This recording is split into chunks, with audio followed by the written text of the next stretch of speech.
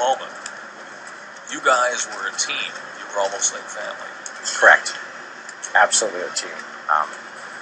And absolutely family.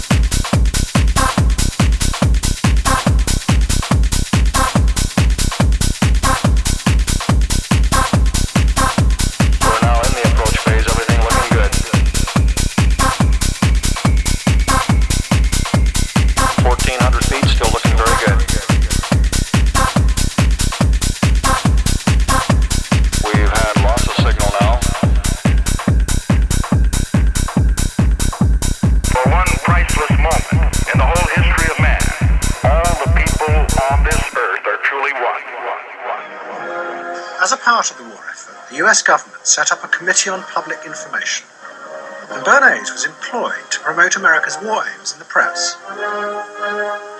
The President, Woodrow Wilson, had announced that the United States would fight not to restore the old empires, but to bring democracy to all of Europe. Bernays proved extremely skillful in promoting this idea, both at home and abroad. And at the end of the war, he was asked to accompany the President to the Paris Peace Conference. At the age of 26, I was in Paris for the entire time of the peace conference that was held in the suburb of Paris, and we worked to make the world safe for democracy. That was a big slogan. Wilson's reception in Paris astounded Bernays and the other American propagandists. Their propaganda had portrayed Wilson as a liberator of the people, a man who would create a new world in which the individual would be free. They had made him a hero of the masses. And as he watched the crowd surge around Wilson, Bernays began to wonder whether it would be possible to do the same type of mass persuasion, but in peacetime. When I came back to the United States, I decided that if you could use propaganda for war, you could certainly use it for peace.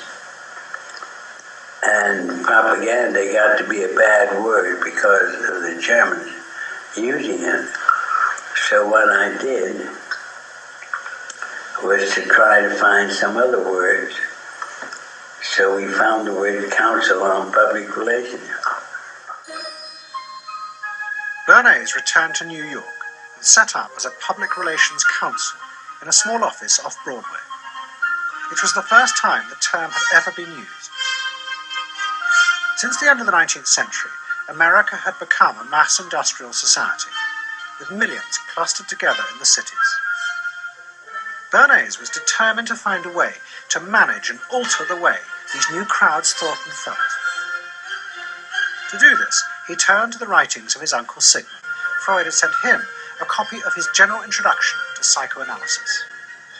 Bernays read it, and the picture of hidden irrational forces inside human beings fascinated him. He wondered whether he might make money by manipulating the unconscious.